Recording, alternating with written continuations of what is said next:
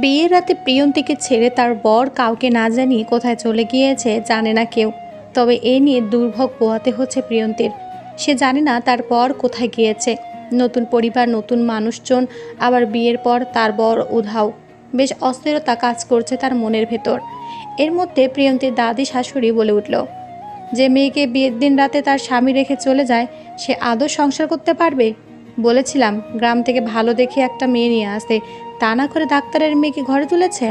এখন দেখো কি হয়। এহেন কথায় খানিকটা মনক্ষুণ্ণ হলো প্রিয়ন্তীর। গলা যেন কাটার মতো কান্না বিঁধে আছে। অসহায় দৃষ্টিতে মেঝের দিকে তাকিয়ে আছে নতুন বউটি। এমন দিনে এটা কখনো আশা করেনি সে। তার বাবা কোথায় বিয়ে দিয়েছে তাকে। এখানে মানুষের এক একটা কথা একেবারে ভাঙা কাচের মতো শরীরে বিঁধে যাচ্ছে। যারা বউ দেখতে এসেছিল তারাও নানা রকম কথা বলছে। এর মধ্যে প্রিয়ন্তীর শাশুড়ি নাজমুন বেগম সবাই যার যার মতো চলে যেতে লাগলেন। কিছুটা অপমানিত বোধ করে এক এক করে সবাই চলে যেতে লাগলো। কিন্তু তবুও ক্ষান্ত হলো না হাসি বেগমের সেই কথাগুলো। ফের বলল, বৌমা, তোমার ছেলের পছন্দ করে আনা এই বউকে আমার মোটেও পছন্দ হয়নি। দেখছো না কেমন মেয়ে সে। স্বামী যে কোথায় চলে গেল তাকে রেখে, এই খেয়াল আছে এই মেয়ের? আমি তোমায় আগে মানা করেছিলাম এই মেয়েকে ঘরে তুলো না। মা মরা মেয়ে আর কতই বা ঘরের লোকে হতে পারে বলো? আচমকা কথাটি বেশ গায়ে লাগলো প্রিয়ন্তীর। তার বর কোথায় গিয়েছে না গিয়েছে এর জন্য মা মরে যাওয়ার খোঁটাটাও শুনতে হলো তাকে। এবার আর প্রিয়ন্তী নিজের চোখের পানি ধরে রাখতে পারল না, ডুকরে কেঁদে উঠল। নাজমুন বেগম তার শাশুড়ির উদ্দেশ্যে বলল, মা, আমার ছেলে কোথায় গিয়েছে আমাকে বলে যায়নি। নিশ্চয়ই কোনো কাজ করেছে তাই গিয়েছে। আর আমার ছেলে এতটা জ্ঞানহীন নয় যে বিয়ে রাতে অযথা বউকে রেখে অন্য কোথাও চলে যাবে। আর প্রিয়ন্তীকে তার মা নিয়ে কিছু বলবেন না। ওর মা এখন থেকে আমি। মেয়েকে কিছু বলার আগে আমাকে বলবেন। হাসি বেগম তেতে উঠলেন যেন এই কথায়। নতুন মেয়েকে নিয়ে কি আহ্লাদ দেখাচ্ছে। তিনি এসব সহ্য করতে পারছেন না একদমই। এত তাড়াতাড়ি বউকে এত সুযোগ দিও না বৌমা, পরে মাথায় উঠে বসবে। মা, ছেলে আমার, ছেলের বউ আমার, অন্য কারো তো আর মাথা উঠবে না। উঠলে আমারই উঠবে, সেটা আমি বুঝে নেব। আপনি দয়া করে ঘুমাতে চান। হাসি বেগম বিড়বিড় করতে করতে চলে গেলেন। নাজমুন বেগম প্রিয়ন্তীর সামনে এসে দাঁড়ালেন। মেয়েটির থুতনিতে হাত রেখে বললেন, এসব নিয়ে মন খারাপ করো না তো মা। উনি এমনই। আমার ছেলে মোটেও খারাপ নয় যে বিয়ে করে বউ রেখে চলে যাবে অন্য কোথাও। আজ বাসায় অনেক আত্মীয়।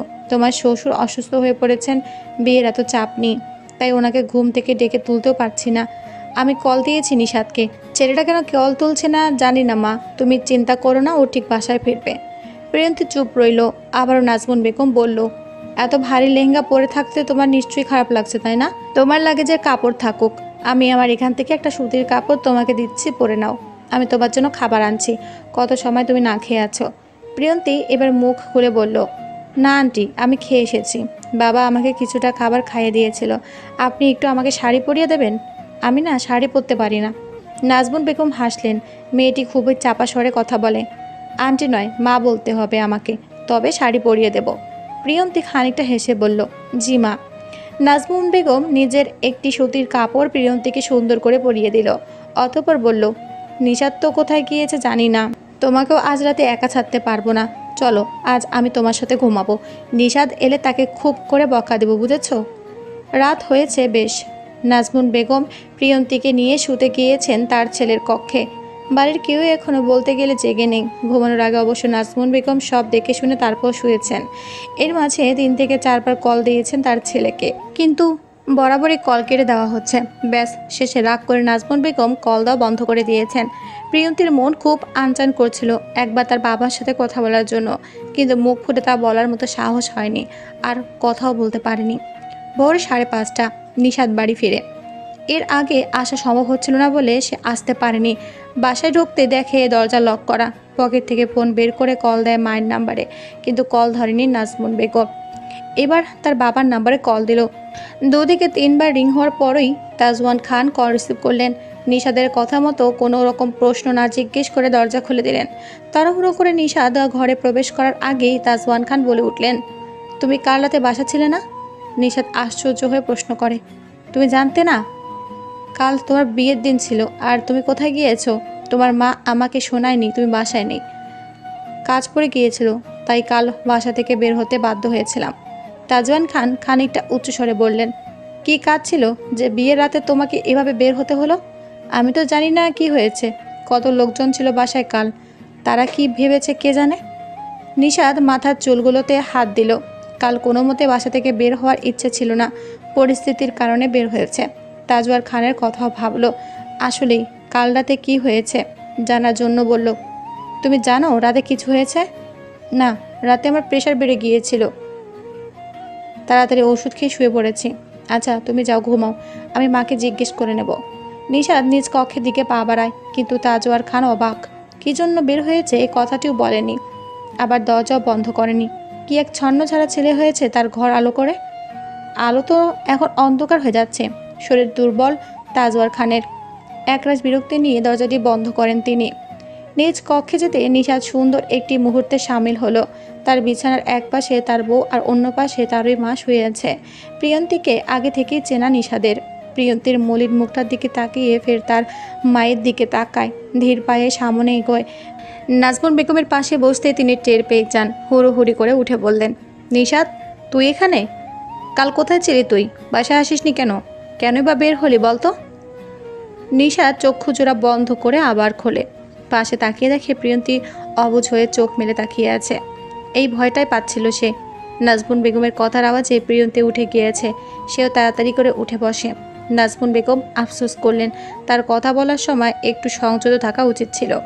নিশাদ মায়ের উদ্দেশ্যে বলে, রাফিদের কাল অ্যাক্সিডেন্ট হয়েছে, গুরুতর ব্যথা পেয়েছে, আমার যেতেই হতো। তুমি তো জানো রাফিদ আমার জন্য কতটা করেছে। নাজিব উপায় ছিল না, আমি তোমাকে জানিয়ে যেতাম কিন্তু খুঁজে পাইনি। শেষে তাড়াতাড়ি করে বের হয়ে যেতে হয়েছে। তুমি কল দিয়েছো দেখলাম, সময় স্বল্পতার কারণে ধরতে পারিনি। ওর বাবা মা একদম ভেঙে পড়েছেন, তাদের সান্ত্বনা দেবো নাকি কল ধরবো বুঝতে পারছিলাম না, এজন্য কল রিসিভ করা হয়নি। নাজমুন বেগমের মাথা থেকে যেন এক ভারী পাথর নামলো। ছেলের চিন্তায় পাগল প্রায় তিনি। কথাটা শুনে কিছুটা শান্তি লাগলো। নিশাদের মাথায় হাত বুলিয়ে বললেন, মাকে একবার বলে গেলে ভালো হতো। আচ্ছা রাফিদ এখন কেমন আছে? ভালো নেই তেমন একটা, হাতে পায়ে খুব ব্যথা পেয়েছে। প্রিয়ন্তী মা ছেলের কথোপকথন শুনছিল। এমন সময়ে নাজমুন বেগম বলল, রাতে তুই যাওয়ার পর সে কি হট্টগোল অবস্থা। তার ওপর আপনার ভালোবাসার দাদি, সে এক মহাকাণ্ড বাঁধিয়েছে সকলের সামনে। যাই হোক, আমি কোনো মতে ধামাচাপা দিয়েছি। রাতে বাসায় না থাকার কারণটা আপনার দাদিকে বুঝিয়ে বলবেন, না হয় আবার অন্য কাণ্ড বাঁধিয়ে ছাড়বেন। নিশাদ চুপ রইল, দৃষ্টি তার নববধূর দিকে। মেয়েটির চোখ মুখে ঘুমের ছায়া বোঝাই যাচ্ছে। নাজমুল বেগম প্রিয়ন্তীর উদ্দেশ্যে বলল, প্রিয়ন্তী মা তুমি ঘুমাও। তখন জোরে কথা বলাতে তোমার ঘুম ভেঙে গিয়েছে, সময় হলে আমি ডেকে দেব। আর নিশাদ তুইও ফ্রেশ হয়ে কিছুক্ষণ ঘুমিয়ে নিস, এখনও পুরোপুরি সকাল হয়নি, আমি আসছি। না মা, আমি আর ঘুমাবো না, ঘুম আসবে না। পারলে কষ্ট করে এক কাপ চা বানিয়ে দিও পরে। নাজমুন বেগম চলে গেলেন। সকাল হলে চা বানিয়ে দেবেন নিশাদকে। ঘুমিয়ে পড়ুন প্রিয়ন্তী। নিশাদের এহেন কথা কিছুটা চমকায় প্রিয়ন্তী, কিন্তু সে তো তার জামা কাপড় নিয়ে ওয়াশরুমে চলে গেল ফ্রেশ হতে। প্রচণ্ড মাথা ব্যথায় আবার ঘুমিয়ে গেল প্রিয়ন্তী। চোখ ভর্তি ঘুমে আর বসে থাকা যাচ্ছিল না, তাই ঘুমিয়ে পড়াটাকে বেশি গুরুত্ব দিয়েছে। সকাল 10টা বাজতে চলল। বসার ঘরে সকলে উপস্থিত। কালকের বিষয়টা নিয়ে নিশাদের ওপর রাগ মোটামুটি সবারই। বিয়ের দিন রাতে বুঝি কোনো বর তার বউকে রেখে অন্য কোথাও রাত কাটায়। নিশাদের চলে যাওয়ার ঘটনার উদ্দেশ্যে কেউ না জানলেও ঠিকই মনে মনে রাগ নিয়ে বসে আছে হাসি বেগম। নাতির এরূপ কাজে সে নিজেই খুব বিরক্ত হয়েছেন। বিয়েতে আসা আত্মীয় স্বজনদের কাছে মান সম্মান কিছুই রইল না। আর মানুষ কী বা ভাবছেন, নিজ স্বামী পুত্রের এতদিনে যত অর্জন ছিল সব কিছুই কাল রাতে নিষদ ধুলোয় মিশিয়েছে। আর এমন কাজ যে করবে এটাই বা কে ভেবেছিল। তাজওয়ার খান উপস্থিত হোক আজ, হাসি বেগম বিচার দেবে। সবসময় ছেলের কোনো দোষী তার চোখে পড়ে না, আজ বিচার করাই লাগবে। নিশার টেবিলে বসতেই হাসি বেগম বললেন, কোন ছেলে বিয়ের দিন বাড়ি ছেলে চলে যায় আমাকে কেউ বলো। কাল এত এত মানুষের সামনে যে আমাদের মান সম্মান গেল, তার দায় কে নেবে? নিজে তো ঠিকই বিয়ে করে আনলো পছন্দ মতো, তাহলে শেষে এমন কাজ করলো কেন? আমাদের কথা তো শুনলো না। বিয়ে যখন করলেই নিজ পছন্দ মতো, তাহলে এমন কাজ করলে কেন? তাজওয়ার খান তার মায়ের সব কথাই শুনল। কিছুক্ষণ আগেই তিনি এসেছেন। মায়ের উগ্র মেজাজের কথাগুলো শুনে চুপ করে বসে রইলেন। আর নিশাদ ছিল হাসি বেগমের অত্যন্ত প্রিয়, অথচ এই বিয়েকে কেন্দ্র করে ইদানিং তিনি অদ্ভুত ব্যবহার করছেন। তার কারণ কিছুটা আন্দাজ করতে পারলেন। কথাগুলো যেহেতু নিশাদের উদ্দেশ্যে বলা, তাই তিনি কোনো রকম টু শব্দ পর্যন্ত করলেন না। আগুন যার কারণে লেগেছে সেই নিভিয়ে তারপর দম নিবে।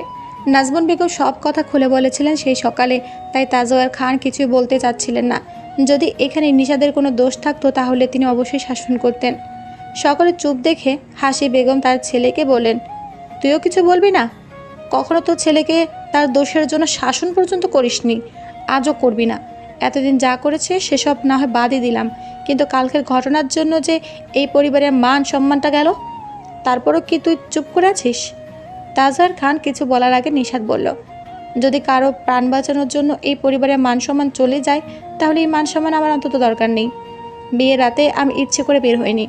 আমার বন্ধু রাফিদ, ওকে তো সবার চেনা আছে। কাল রাতে হঠাৎ করে ওর অ্যাক্সিডেন্ট হয়। আমার বিয়ে চলাকালীন সময়েও উপস্থিত ছিল। বাসা যাওয়ার পথে এই অবস্থা। আর রাফিদ আমি কেমন বন্ধু সবার নিশ্চয়ই জানা আছে। ও যেমন আমার বিপদ, ভালো খারাপ যে কোনো সময় এগিয়ে আসে, তাই আমারও উচিত তার বিপদে তাকে সাহায্য করা। আর আমার মা বাবা আমাকে এই শিক্ষা দিয়েছে। সত্যি বলতে কাল আমার বিয়ের দিন ছিল, নতুন বউ রেখে বাইরে এসেছি। এই কাজের জন্য আমার একটু আফসোস হচ্ছিল না। যাকে বাঁচানোর জন্য এই পরিবারের মানুষের মান সম্মান নষ্ট হয়েছে, আমার নামে উল্টো পাল্টা কথা উঠেছে, তার জীবিত থাকার কাছে এসব কিছুই না। আশা করি কথাগুলো ক্লিয়ার হয়েছে। এ নিয়ে দ্বিতীয়বার কথা না বললেই ভালো হয়। নিশাদ সকলকে খুলে বলে কথাগুলো। নাজমুন বেগম আর তাজওয়ার খানের কথাগুলো আগে থেকে জানা থাকলেও তারা প্রথম থেকে শেষ পর্যন্ত চুপ ছিলেন। হাসি বেগম বললেন, তা বৌমার নতুন বউ কোথায়? সে কি এখনও ঘুমাচ্ছে নাকি? এই বাড়ির বউদের নিয়ম তাকে একটু বুঝিয়ে বলে দিও। খান বাড়ির বউদের নিয়ম আদব কায়দা আলাদা। এত বেলা করে ঘুম থেকে উঠলে বাকি কাজগুলো করবে কে? খান বাড়ির নতুন বউদের সঙ্গে এরূপ আচরণ করা হয়, এটা আগে জানতাম না তো মা। তোমার সঙ্গেও কি এমন আচরণ করা হয়েছিল? নাজমুন বেগম ভরকে গিয়েছেন নিশাদের এমন কথা শুনে। ছেলেকে চোখ বড় বড় করে তাকিয়ে বোঝাচ্ছে এসব কথা না বলতে, কিন্তু নিশাদকে থামায় কে? হাসি বেগম মুখ পাকা করলেন। একদিনের মধ্যে বিয়ে করে কেমন ব্যবহার দেখাচ্ছেন। আরও তো দিন যাক, কত কি দেখতে যে হবে। রহিমা তাড়াতাড়ি করে প্রিয়ন্তীকে ডাকতে গেল। কিছু সময় দেরি করলেই যেন আবারও হাসি বেগমের এসব কথা শুরু হয়ে যাবে। প্রিয়ন্তী তড়িঘড়ি করে নিচে নামে, এক এক করে সবাইকে চা দিল। যখনই হাসি বেগমকে দিতে গেল, তিনি বলে উঠল, শাশুড়ির বানিয়ে আনা চা আমাকে দিচ্ছ? প্রিয়ন্তী কী বলবে বুঝছে না, আমতা আমতা করতে লাগলো। নিশাদ কিছুটা মাথা উঁচু করে প্রিয়ন্তীর দিকে তাকালো। নিশ্চয়ই এমন প্রশ্নে হক চুকিয়ে গিয়েছে, তা মুখ দেখে বোঝা যাচ্ছে। মা, কাল রাতে ওর উপর দিয়ে যা ধকল গিয়েছে, আজ কীভাবে চা বানাবে ও? কাল থেকে না হয় বানিয়ে দেবে সবাইকে। তাজওয়ার খান বলল, আহ মা, তুমি এমন করছো কেন? নাজমুনের হাতের চা তো তুমি খাও, তাহলে এখন কি হলো? আমি কি কিছু বলেছি? না বলার আগে তোমরাই তো সব বলে দিলে। যাই হোক, আজ বাড়ির সকলের রান্না নতুন বউ করবে। আমার ছোট ছেলে তার বউকে নিয়ে এ বাড়িতেই আসবে। কাল তো আসতে পারেনি, তাই আমি চাই সব রান্না আজ নতুন বউ করুক। নাজমুন বেগম কিছু বলতে যাবেন, তার আগেই হাসি বেগম উঠে চলে গেলেন। নাস্তাও করেননি। নাজমুন রহিমাকে দিয়ে তার খাবারটা ঘরে পাঠিয়ে দেয়। নাজমুন বেগমের কথা মতো প্রিয়ন্তী সকলকে সকালে নাস্তা দেয়। রান্না করতে প্রিয়ন্তীর কোনো আপত্তি না থাকলেও কেমন জানি একটা লাগছে তার মনের ভেতর। এখানে সব কিছুই তার অচেনা। যদিও নাজমুন বেগম আর রহিমা পাশে রয়েছেন সাহায্য করার জন্য, তবুও এক একটা জিনিস ধরতে যেন বুক কেঁপে উঠছে। হাজার জল্পনা কল্পনা বাদ দিয়ে প্রিয়ন্তী রান্না শুরু করে। তার বাসায়ও সে নিজেই রান্না করত, আর এ বাড়িতে রান্না করা নিয়েও প্রিয়ন্তীর খারাপ লাগছে না। আর এখানে তার সাথে থাকার জন্য দুটো মানুষ রয়েছে, যারা শিখিয়ে দিচ্ছে কিভাবে কাজগুলো করতে হবে। প্রিয়ন্তী একটা একটা করে প্রায় সবগুলো আইটেম রান্না করা শুরু করেছে, আর কিভাবে কি করতে হবে তা নাজমুন বেগম দেখিয়ে দিচ্ছেন। হঠাৎ রান্না করার সময় নিশাদ উপস্থিত হয়। প্রিয়ন্তী, আপনার বাবা কল দিয়েছেন, কথা বলতে চাচ্ছেন আপনার সাথে। আচমকা কাজ করা হাতে থেমে যায়। প্রিয়ন্তী নাজমুন বেগমের দিকে তাকাতে তিনি মুচকি হেসে বললেন, তুমি যাও, কথা বলে আসো, আমি আর রহিমা এদিকটা দেখছি। প্রিয়ন্তী নিশাদের থেকে ফোনটা নিয়ে চলে গেল অন্য কোথাও। নাজমুন বেগমের কাছে নিশাদ এসে বলল, মা, ও কি সব কাজ করতে পারছে? প্রিয়ন্তী পাক্কা রাঁধুনি, অত সমস্যা হচ্ছে না। আমি আর রহিমা আছি তো এখানে। সেটার জন্য না, তুমি থাকলে আমার একটু চিন্তা কম হয়। আসলে প্রিয়ন্তী তো নতুন এ বাড়িতে, তার উপর দাদির এরূপ অসৌজন্যমূলক আচরণ। হুট করে দাদির এরকম ব্যবহার দেখে সত্যি অন্যরকম লাগছে। নাজমুন বেগমের আগে রহিমা বলল, ভাই, কাল রাতে তো আরও কত কি হয়েছে। নতুন ভাবিকে তার মা নিয়ে যাচ্ছে তাই কথা বলেছে। নিশাদ চমকালো। নাজমুল বেগম রহিমাকে ইশারায় বলে দিয়েছে যাতে কিছু না বলা হয়, তবুও মেয়েটা তো সব বলে দিয়েছে। এখন এ নিয়ে যদি নিশাদ কিছু বলে তাহলে কি হবে? তিনি চেয়েছিলেন ব্যাপারটা সম্পূর্ণ গোপন রাখতে। ছেলেকে চেনেন, উল্টাপাল্টা কিছু বলে বসলে পরে সমস্যা। মা, রহিমার কথা কি সত্যি? তুমি আমাকে আগে বলনি কেন? প্রিয়ন্তীর বাবা আমার হাসপাতালের সিনিয়র ডক্টর। ওর বাবা যদি এসব জানে কিভাবে বলো? আমি কি করব বল? তো দাদি আমার গুরুজন, ওনার মুখের ওপর দুটো কথা বলতো বিবেকে বাধে। তাও কাল রাতে যেগুলো বলেছি তার আগে কখনো সাহস হয়নি বলার। প্রিয়ন্তীর বাবা আনান রহমান খুব ভালো মানুষ, তার মেয়েরাও যথেষ্ট ভালো। আমার মনে হয় না প্রিয়ন্তী কিছু না বললে উনি জানতে পারবে। যাই হোক, কোনো কিছু হলে আমি আছি সবটা সামলানোর জন্য। নিশাদ বেরিয়ে আসলো। দাদির এসব আচরণ একদমই মেনে নেওয়া যাচ্ছে না। তার এই বিয়ে নিয়ে হাসি বেগমের যত রাগ ক্ষোভ, কবে এই বিবাদ মীমাংসা হবে? কবে আবার হাসি বেগম সবার সঙ্গে, বিশেষ করে প্রিয়ন্তীর সঙ্গে মিশবে, ভালো ব্যবহার করবে, একদম তাদের মতোই প্রিয়ন্তীর সাথে ভালো আচরণ করবে? ডক্টর নিশাদ তাজওয়ার পেশার একজন নিউরোলজিস্ট। বাবা সূত্র ধরে ডাক্তারি পেশায় পাড়ি জমায়। তাজওয়ার খান নিজেও একজন ডক্টর ছিলেন, তবে 2 বছর যাবৎ তিনি পুরোপুরি এই পেশা থেকে আলাদা হয়ে গিয়েছেন। তার মূল কারণ তাজওয়ার খানের অসুস্থতা। বর্তমানে তিনি কোনো রোগী দেখেছেন না। পরিবারের সকল মানুষের দায়িত্ব এখন নিশাদের, তার উপরেই এখন খান পরিবার নির্ভর করছে। প্রিয়ন্তী রহমান ডক্টর আনান রহমানের একমাত্র মেয়ে। প্রিয়ন্তীর যখন 3.5 বছর, তখন তার মা ক্যান্সার নামক রোগে আক্রান্ত হয়ে মারা যায়। প্রিয়ন্তীর মুখের দিকে তাকিয়ে আনান রহমান আর বিয়ে করেননি। মেয়েটাকে ছোট থেকে একদম এই পর্যন্ত তিনি বড় করেছেন। প্রিয়ন্তী অনার্স 2য় বর্ষ অধ্যয়নরত করছে। বাবার আবদার পূরণ করতেই নিশাদের সঙ্গে বিয়েটা মেনে নেয়। ছোট থেকে আনান রহমান প্রিয়ন্তীর জন্য সবটুকু দিয়ে দিয়েছেন, আর সেখানে এ বিয়েতে দ্বিমত পোষণ করলে নিশ্চয়ই তিনি কষ্ট পাবেন। তাই সব কিছু মেনে নিয়েছে প্রিয়ন্তী। বাবার কথা অগ্রাহ্য করার মতো স্পর্ধা প্রিয়ন্তীর নেই। প্রিয়ন্তী বাবার সাথে কথা বলে ফোনটা খাটের ওপর রেখে দিল। এই পৃথিবীতে একমাত্র বাবা ছাড়া আর কেউ নেই তার, আর তাকে রেখেই একেবারের জন্য চলে এসেছে এক অজানা অচেনা জায়গায়। মন চাচ্ছে আবারও সে তার বাসায় ফিরুক। এই বাসায় মোটেও থাকতে ভালো লাগছে না। একে তো টেনশন, বাবা ঠিক মতো মেডিসিন খাচ্ছে কিনা, খাবার খাচ্ছে কিনা। প্রিয়ন্তী কথা শুনে বুঝলো তার বাবা ঠিক কেমন আছে। কালকে অনুষ্ঠান শেষ হলে যেতে পারবে সে। কিছুদিন থেকে আসবে তার বাবার সঙ্গে। এ বাড়িতে এমনিও সবাই থাকলে প্রিয়ন্তী ফেলে আসা মানুষটাকে সর্বক্ষণ মিস করে। হয়তো মা থাকলেও এতটাও কষ্ট হতো না। নিশাদ দেখছে প্রিয়ন্তী অন্যদিকে ফিরে বারবার চোখের পানি মুছে যাচ্ছে। এই কান্নার কারণ বুঝলো সে।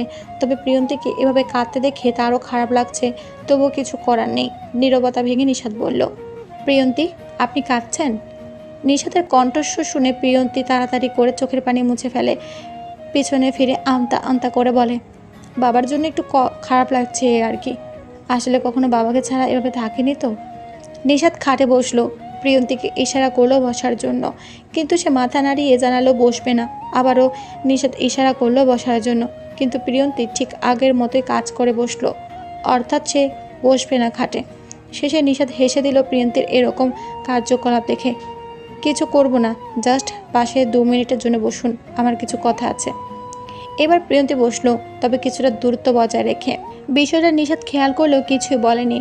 যে যেভাবে থাকতে কমফোর্ট ফিল করে তাকে সেভাবে থাকতে দেওয়া উচিত। আপনাকে আমি আগে থেকেই চিনি এবং আপনিও আমাকে চেনেন। আমার মনে হয় না আপনি কখনো আমার দিকে মাথা তুলে তাকিয়েছেন। তবে এই কথা ঠিক, আমি অগোচরে হোক যেভাবেই হোক আপনাকে দেখতাম। হসপিটালে যখন বাবার হাত ধরে আসতেন তখন কিন্তু আপনাকে অনেকবার দেখেছি। বারবার ইচ্ছে করে দেখতাম। তখনকার বিষয় একটা, এখনকার বিষয় আরেকটা। এখন আমি আপনার বর। স্বামী কথাটার মানে নিশ্চয়ই জানেন, বোঝেন। কাল যে ঘটনা হলো তার জন্য সত্যি অনেক বেশি দুঃখিত। আমার জন্য আপনাকে কথা শুনতে হলো। আপনাকে কথা শোনানোর কোনো ইচ্ছা আমার ছিল না। আপনি আমার সম্পর্কে কতটুকু জানেন জানি না, তবে আনন্দ স্যার আমাকে যথেষ্ট ভালো মনে করতেন। বিয়েটা অস্বাভাবিকভাবে হয়নি। হিসেবে আমি স্বামীর স্ত্রী। আপনার বাবার কথা রাখার জন্য আপনাকে ভালো রাখার যথেষ্ট চেষ্টা করব। এর মাঝে যদি আপনি আমার পরিবারের কোনো সদস্য থেকে কষ্ট পেয়ে থাকেন তাহলে আমি দুঃখিত। এদের ভালো আচরণ আমি ঠিক করতে পারবো না। সম্পূর্ণটা তাদের মন মানসিকতার উপর ডিপেন্ড করে। তবে এই কথা বলতে পারি, আপনার চলার পথে যেমন ধরুন পড়াশোনার বিষয়ক, চাকরি কিংবা অন্য কিছু, আমি কখনোই মানা করব না। আপনার স্বপ্ন পূরণ করার দায়িত্ব এখন আমার। প্রিয়ন্তী মন দিয়ে কথাগুলো শুনল। আদর্শ স্বামী বোধহয় একেই বলে। এসব বিষয়ে কোনো রকম ধারণা না থাকলেও নিশাদের কথাগুলো শুনে মুগ্ধ হয়েছে। তার বাবা আনান রহমান কখনো বাজে সিদ্ধান্ত নেয়নি, অন্তত মেয়ের ক্ষেত্রে। এই বিয়েটাও যে প্রিয়ন্তীর জন্য ভালো হয়েছে আবারও প্রমাণ পেল। আচ্ছা, স্যারের জন্য আপনার মন খারাপ হচ্ছে তাই না? সন্ধ্যায় যাবেন বাসায়? আমি নিয়ে যাব। আপনার যদি কখনো এমন মনে হয় এই বাড়িতে ভালো লাগছে না, আমি বাড়ি থাকি আর হাসপাতালে সঙ্গে সঙ্গে কল দেবেন, বলবেন বাড়ি থেকে ঘুরে আনবো, আবার আপনার বাসায়ও নিয়ে যাব। এখানে ভালো লাগুক কিংবা খারাপ লাগুক আমাকে জানাবেন, এর পরের ব্যবস্থা আমি করব। কথাগুলো শুনে প্রিয়ন্তী আরও বেশি চমকে উঠল। মানুষটা সত্যিই খুব ভালো, অন্তত তার মনকে এত বেশি গুরুত্ব দিয়েছে। প্রিয়ন্তী মুচকি হেসে বলল, ধন্যবাদ। এবার তো আমার পাশে এসে বসতে সমস্যা নেই। বিশ্বাস হয়েছে যে আমি নিশাত তাজওয়া মানুষ খারাপ নই। বিকেল করেই সন্ধ্যা। খান বাড়ির ছোট ছেলে তাহের খান তার বউ, ছেলে, মেয়ে সবাইকে নিয়ে এসেছে। নাজমুন ব্যস্ত হয়ে উঠেছেন তাদের কিভাবে কি করে আপ্যায়ন করবেন। প্রিয়ন্তীকে সরাসরি আনলেন না তাদের সামনে, যখন সময় হবে তখন আনবেন। নিশাদের কক্ষে একা বসে আছে প্রিয়ন্তী। কিছুক্ষণ আগে নিশাদা চলে গেল। প্রিয়ন্তীর মন কেমন কেমন করছে। যারা এসেছে তারাই বা কেমন হবে? যদি আবার হাসি বেগমের মতো আচরণ করে তখন কি করবে? হাসি বেগমকে ভীষণ ভয় পায় প্রিয়ন্তী। মহিলাটির নাম হাসি থাকলেও এখনো পর্যন্ত প্রিয়ন্তী তার মুখে হাসি দেখল না। কি অদ্ভুত! এইবারে সব কিছু ভালো লাগলেও ওনার কথাগুলো খারাপ লাগে প্রিয়ন্তীর। তবুও কিছু করার নেই, এখানে থাকতে হলে অবশ্যই সব নিয়ম কানুন মেনে চলতে হবে। প্রিয়ন্তীর হঠাৎ তখনকার কথা মনে পড়ে যায়, যখন নিশাদ তাকে একটি অদ্ভুত প্রশ্ন করলো। আয়নার সামনে দাঁড়িয়ে প্রিয়ন্তী নিজে নিজে হাসলো। এই হাসির কারণ জানা নেই, কিন্তু তাও হাসছে। রহিমা দরজার সামনে এসে দাঁড়িয়ে বলল, ভাবি, আপনাকে নিচে ডাকছে, আমার সাথে যেতে বলেছে। প্রিয়ন্তী শাড়ি পরছে, মাথায় ঘোমটা টেনে নিচে আসলো, কিন্তু নতুন অতিথিদের দেখে অবাক হয়ে গেল। নাজমুন বেগমের সাথে কথা বলা মহিলাটাকে বিদেশি মনে হচ্ছে, সাদের ছেলে বাবুটাকেও বিদেশি লাগছে। তারা তবে বিদেশি? প্রিয়ন্তী মুচকি হেসে নাজমুন বেগমের সঙ্গে গিয়ে দাঁড়ালো। নাজমুন বেগম পরিচয় করিয়ে দিলেন প্রিয়ন্তীকে সবার সাথে। এই হচ্ছে নিশাদের ছোট মা, নাম রোজ। ও কিন্তু আমাদের দেশের না, আমার দেবর এই সুন্দর বিদেশিনীকে বিয়ে করেছেন।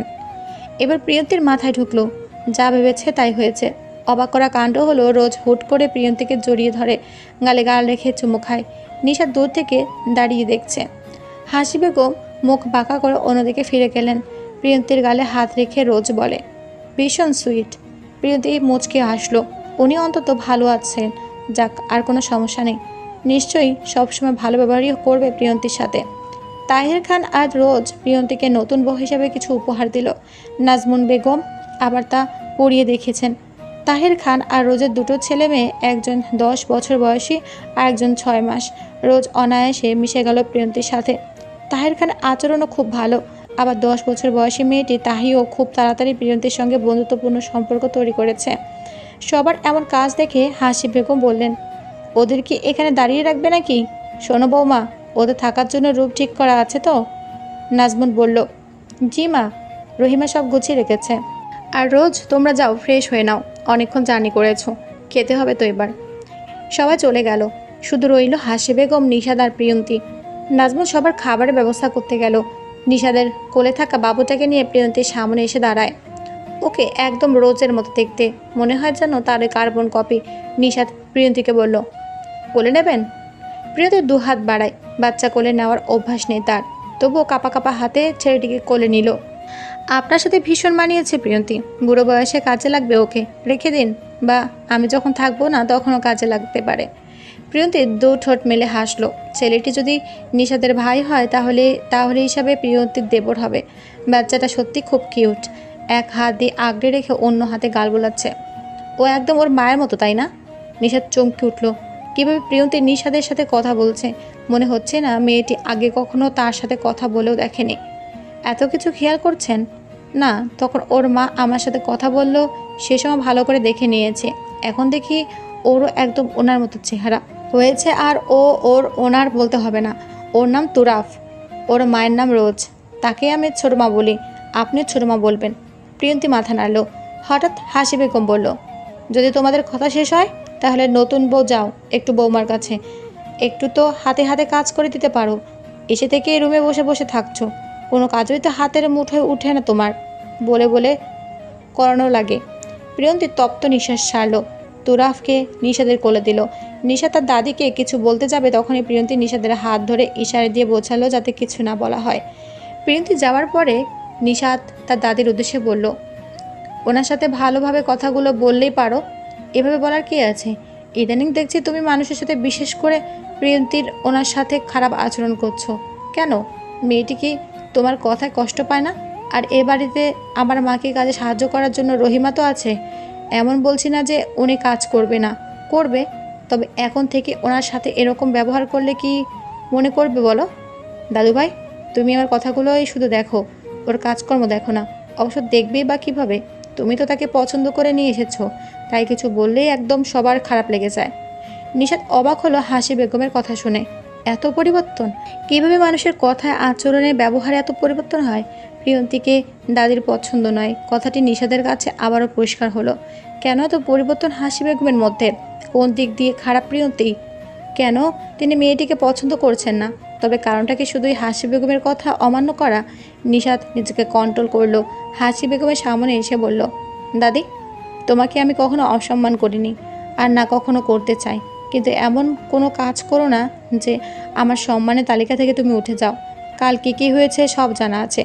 একটা কথা শুনে রাখো, ওনাকে যদি কখনো ওনার মা নিয়ে কিছু বলো, সত্যি বলছি যে সময়টাতে আমি ভুলে যাব যে তুমি আমার দাদি। হাসি বেগম রেগে গেলেন বেশ। একটা মেয়ের জন্য নিষেধ এভাবে কথা বলছে, সে সাহসটা আগে কখনো দেখায়নি, আজ দুদিন বিয়ে করে এসব বলছে। নিষাদ আর 2 মিনিটের জন্য দাঁড়ালো না, তুরাফকে নিয়ে আসলো সেখান থেকে। সন্ধ্যার সময় নাজমুন বেগম, প্রিয়ন্তী আর রোজ গল্প করছে। প্রিয়ন্তীর কোলের ছোট্ট তুরাফ ঘুমিয়ে আছে।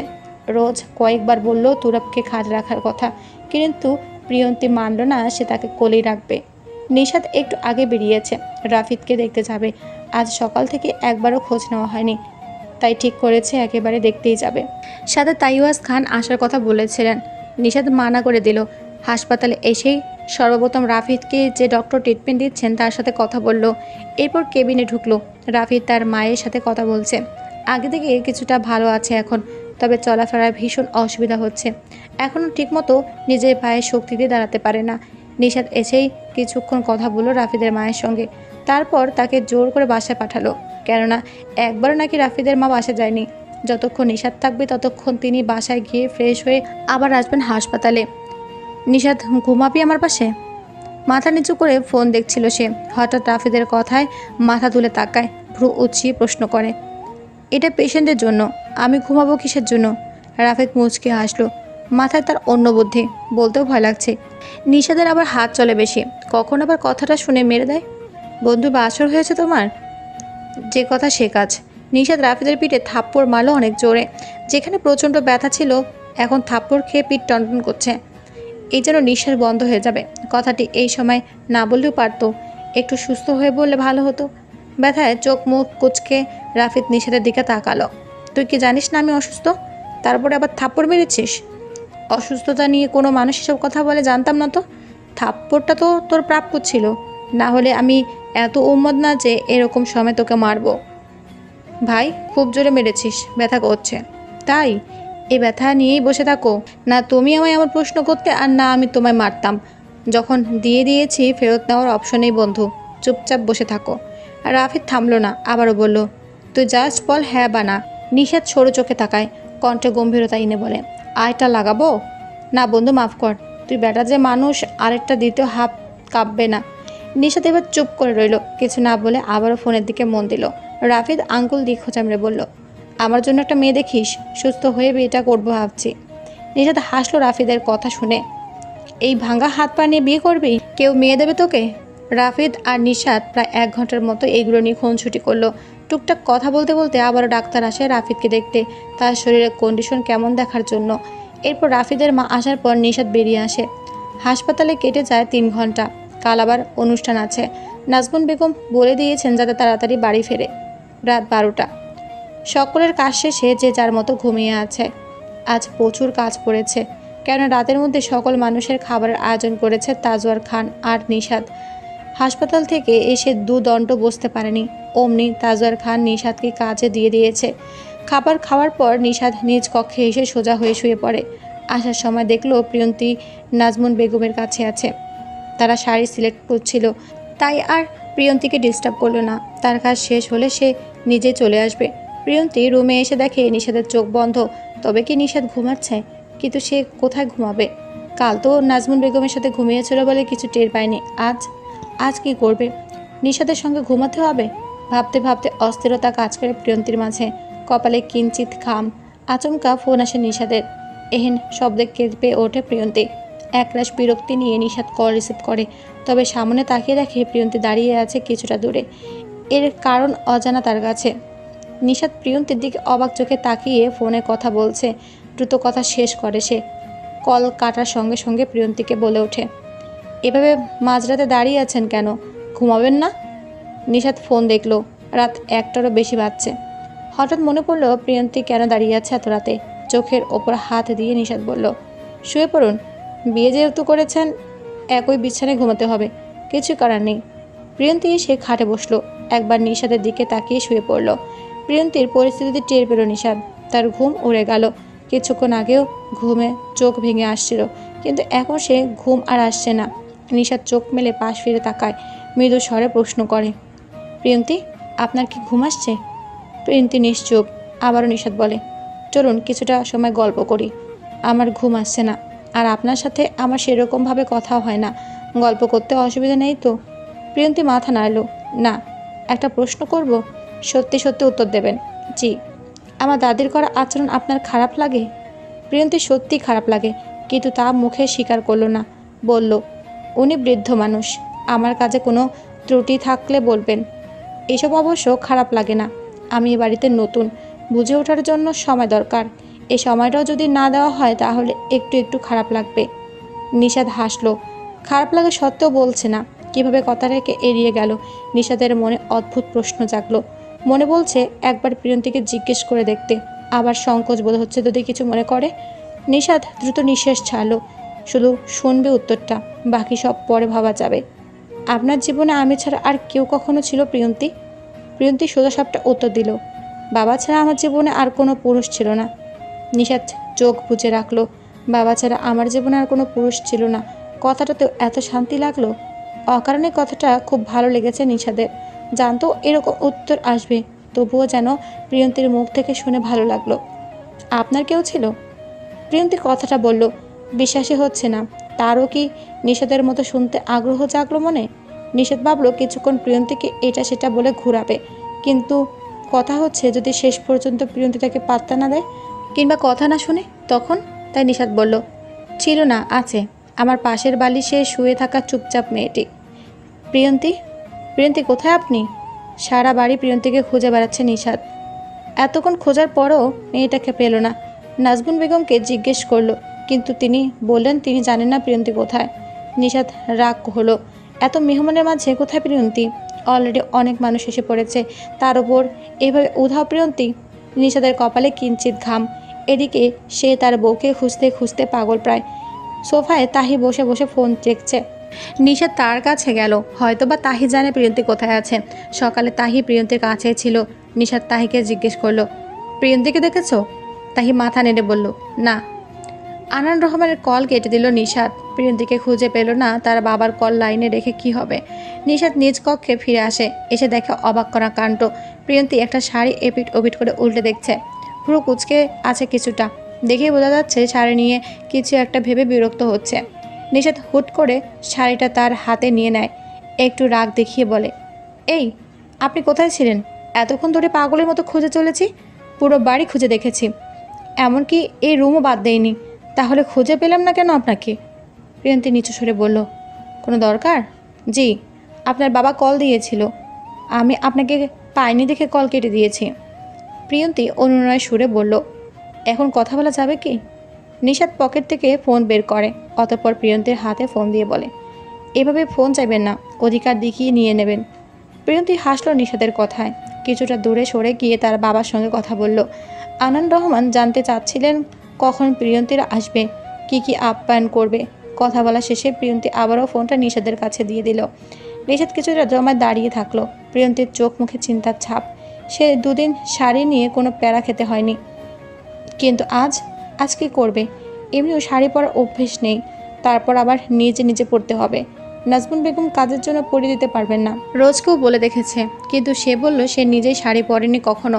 প্রিয়ন্তী কপাল ঘষে ভাবলো কিছু একটা। পাশ ফিরে তাকিয়ে দেখে নিশা দাঁড়িয়ে আছে, তাও আবার তার দিকে তাকিয়ে আছে। কিছু নিয়ে চিন্তা করছেন? প্রিয়ন্তী সোজাসাপটা বলল, এসব শাড়ি আমি পরতে পারি না, আমার অভ্যেস নেই। সে দুদিন মা পরে দিয়েছিল, আজ কাজের জন্য পরাতে পারবেন না। আমি পরতে পারবো, কিন্তু সুন্দর হবে না। নিশাত ভাবলো বলবে তাহলে শাড়ি পরার দরকার নেই, পরে হাসি বেগমের কথাও ভাবলো। একবার যদি প্রিয়ন্তী তার সামনে পড়ে তাহলে এরকম দিনে শাড়ি না পরার অপরাধে বাড়ি ভর্তি লোকের সামনে কি না কি বলে বসবে।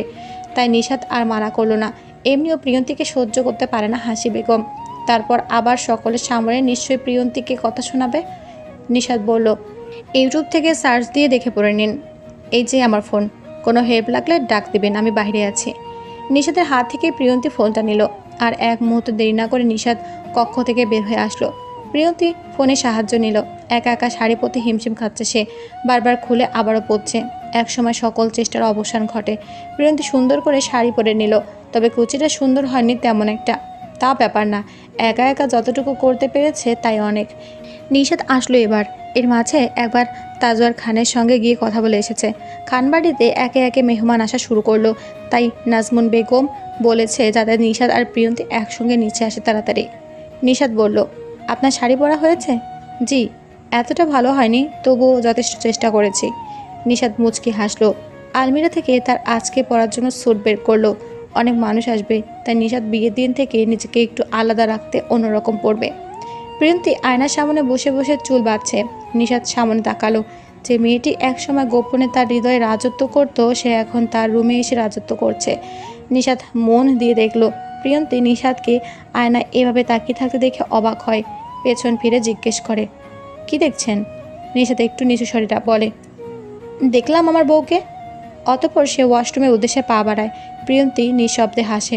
লোকটির এক একটা কথায় একদম মুগ্ধতায় পরিপূর্ণ, যেটা প্রিয়ন্তীর ভালো লাগে। হঠাৎ হঠাৎ নিশাদের কথা মনে করলেই যেন অনুভূতির ঝঙ্কার সৃষ্টি হয়। কেন হয়? এর কারণ কি জানে না প্রিয়ন্তী? সম্পূর্ণ কারণ যেন এক অদৃশ্য বস্তুর ন্যায়। নিশাত বেরিয়ে এলে সে তড়িঘড়ি করে তৈরি হয়ে নেয়। তারপর দুজন একসঙ্গে নিচে চলে আসে। খানবাড়িতে মানুষের সমাগম, এক পা বাড়াতেও সমস্যা। প্রিয়ন্তী নিশাদের দিকে চিপতে দাঁড়িয়ে আছে। এত মানুষ, খুব কমই প্রিয়ন্তী এত মানুষের সামনে এসেছে যেখানে খুব অস্বস্তি বোধ করছে। হাসপাতাল থেকে বেশ কয়েকজন মানুষ এসেছে যাদের প্রিয়ন্তী চেনে, কেননা প্রিয়ন্তীর বাবা আনান রহমান ও একই হাসপাতালের ডাক্তার।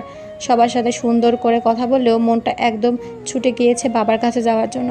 প্রিয়ন্তীর অস্বস্তি লাগছে দেখে সে এক জায়গায় দাঁড়িয়ে থাকতে পারছে না, মুখ বুজে সহ্য করে থাকলো।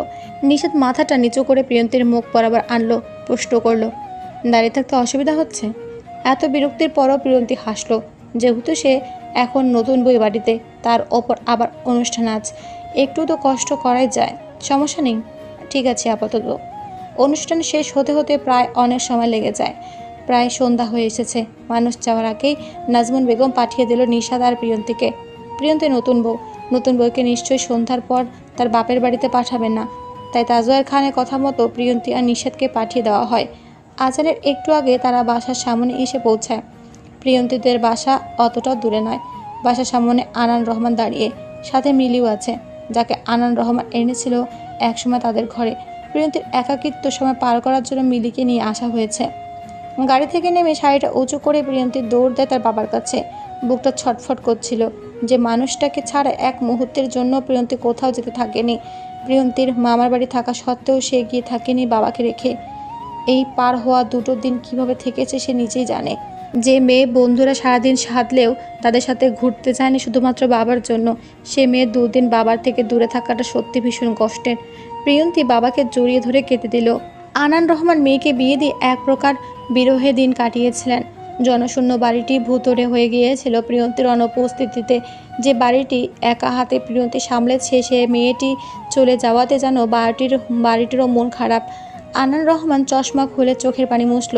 প্রিয়ন্তীর মায়ের মৃত্যুর পর সকল কষ্ট বিসর্জন দিয়েছে একমাত্র মেয়ের মুখের দিকে তাকিয়ে। আজ সে মেয়ের চক্ষু চোরায় অশ্রুকণা। ভাবতে বুকটা মোচড় দিচ্ছে আনান রহমানের। প্রিয়ন্তীর মাথায় হাত বুলিয়ে বলল, কেঁদো না আম্মা, তুমি তো এসেছো এখন আমার কাছে, তাহলে কাঁদছো কেন? বাবার খারাপ লাগে জানো না? মাথা তুলে প্রিয়ন্তী সোজা হয়ে দাঁড়ালো, 2 হাত দিয়ে চোখের পানি মুছলো। এর মাঝে নিশাত উপস্থিত। প্রিয়ন্তীর চোখের পানি তার ভালো লাগছে না, কি করে বোঝাবে তা। প্রিয়ন্তীর পাশে দাঁড়িয়ে আনান রহমানের সাথে কথা বলে, মিলির সাথে টুকটাক কথা বলে। আনান রহমান মেয়ের মাথায় হাত বুলিয়ে বলল, এ জগতের নিয়ম হচ্ছে মেয়েদের একসময় শ্বশুরবাড়ি যেতে হয়। যেমনটা তোমার মা, সে 24টা বছর আগে আমার ঘরে এসেছিল। তোমার মায়ের জীবনাবৃত্তি স্বল্প দিনের হলেও সেও তার বাবার বাড়ি ছেড়ে আমার বাড়ি এসেছে। তাহলে সে মায়ের মেয়ে হয়ে তুমি এভাবে কাঁদছো আম্মা? আমার প্রিয়ন্তী কিন্তু এতটা নাজুক ছিল না। বাবার কাছে থাকুক আর না থাকুক, একজন আছে যে কিনা বাবা না থাকার পরেও তোমার পাশে থাকবে। নিশাত এই ছেলেটি কিন্তু তোমার ভালো মন্দের সঙ্গী। আর কাঁদবে না আম্মা, আমি পরিবার ছাড়া বড় হয়েছি, আমাকে সাহস দেওয়ার মতো কেউ ছিল না। আর আমার পাশে থাকার জন্য, তোমাকে সর্বক্ষণ আগলে রাখার জন্য দুটো পুরুষ মানুষ আছে। তাহলে এভাবে কেঁদে অযথা কষ্ট বাড়িও না। প্রিয়ন্তীর চোখ মুছে খানিকটা শব্দ করে হাসলো। বাবা ভুল কথা বলেনি, তাকে আঁকড়ে রাখার জন্য দুটো পুরুষ আছে, এক তার বাবা আর একজন তার স্বামী। মিলি অনেকক্ষণ পর হাসলো। প্রিয়ন্তীর কান্না করা দেখে সেও কেঁদেছে। নিশাত আনান রহমানের কথাগুলো মন দিয়ে শুনল। হসপিটালে থাকাকালীন নিশাত প্রতিনিয়ত আনান রহমানের কথায় মুগ্ধ হতো। তার অমায়িক ব্যবহার, কথাবার্তার ধরন সবকিছু অনন্য। ভিতরে যাব বাবা? প্রিয়ন্তীর এরূপ কথা শুনে আনান রহমান হাসলো। নিশাত আর প্রিয়ন্তী একই সঙ্গে বাসায় ঢুকলো। বাসায় ঢুকে প্রিয়ন্তীর অদ্ভুত মায়া জাগলো। অতপর আর কিছু না ভেবেই সে ফ্রেশ হতে চলে যায়। শাড়িটা খুললেই বাঁচে। মেরি নাস্তা তৈরি করেছে সবার জন্য। নিশাত আর আনান রহমান কথা বলছে। এক সময় তিনি প্রশ্ন করলো, হসপিটাল যাচ্ছ কবে থেকে? স্যার, ছুটি বেশি দিনের জন্য হয়নি, কাল থেকে আবার হাসপাতালে জয়েন করতে হবে। সিআই স্যার ছুটি দিতে চাননি বেশি, তাই কাল থেকে কাজে ব্যাক করতে হবে। আনান রহমান হাসলো, বলল, শ্বশুর আব্বাকে স্যার বলছো? আজ থেকে বাবা বলবে। সম্পর্ক কিন্তু স্যারের মধ্যে সীমাবদ্ধ নেই, বাবা বলবে, বুঝেছ? নিশাত মাথার চুলকে হাসলো। যাকে কিনা সারা বছর স্যার স্যার বলতে বলতে জান দিয়ে ফেলেছে, সে স্যার এখন শ্বশুর। স্যারের মেয়ে কিনা তার বউ, ভাবতেই আনন্দ লাগছে নিশাতের। তখনই মনে পড়ল গানের একটি লাইন, সম্পর্ক বদলে যায় একটি পলকে। আচমকা গানটা মনে করে মুচকি মুচকি হাসছে নিশাত। আনান রহমান আর নিশাত কথা বলছে, এর মাঝে প্রিয়ন্তী আসে। নিশাত মাথা তুলে তাকায়। হঠাৎ যেন অদ্ভুত সুন্দর প্রিয়ন্তীর মাঝে দেখতে পেল এ এক অপরিচিত রূপ, যা নিশাতের অজানা অচেনা। শাড়ি চেঞ্জ করে প্রিয়ন্তী তার আগের জামা থেকে একটা পরল, চুলগুলো খোপা করে আসলো।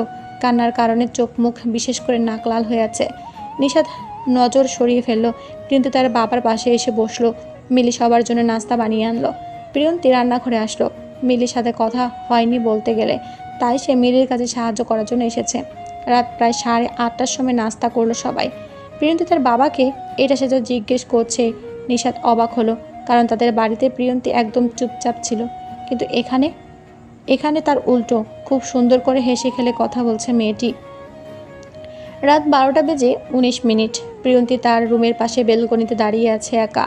নিশাত একটু বাইরে গিয়েছে। প্রিয়ন্তীর বেলকনি থেকে একটা লেক দেখা যায়। আর সময় হলে ভুলেও প্রিয়ন্তী বেলকনির দরজা খোলে না, কিন্তু আজ খুললো সাহস করে। মৃদু বাতাস বইছে চারপাশে। কিসের যেন একটা আওয়াজ আসছে। পরক্ষণে প্রিয়ন্তী পিছনে ফিরে তাকায়, কেউ নেই, তার আশেপাশের কেউ নেই। আচমকা এক ভয়ে মনে ঢুকলো তার। গভীর দৃষ্টিতে প্রিয়ন্তী লেকের দিকে তাকায়, সেখানে খুব অন্ধকার। হঠাৎ অন্য কিছু ভাবলো প্রিয়ন্তী, গা শিরশির করে উঠলো মুহূর্তের মধ্যে। এর মাঝে কেউ প্রিয়ন্তীর চোখ ধরে কানের কাছে মুখটা আনলো, কেউ একজন, তবে দূরত্ব বজায় রেখে। বুক ধুকফুক করছে মেয়েটির, শরীর কাঁপছে। আজ মনে হয় এই মুহূর্তে অজ্ঞান হবে। প্রিয়ন্তীর নিঃশ্বাস দ্রুত চলছে। অস্ফুট স্বরে বলল, কে? অপর পাশ থেকে মৃদু স্বরে আওয়াজ আসলো, your handsome husband Nishat Tajwar.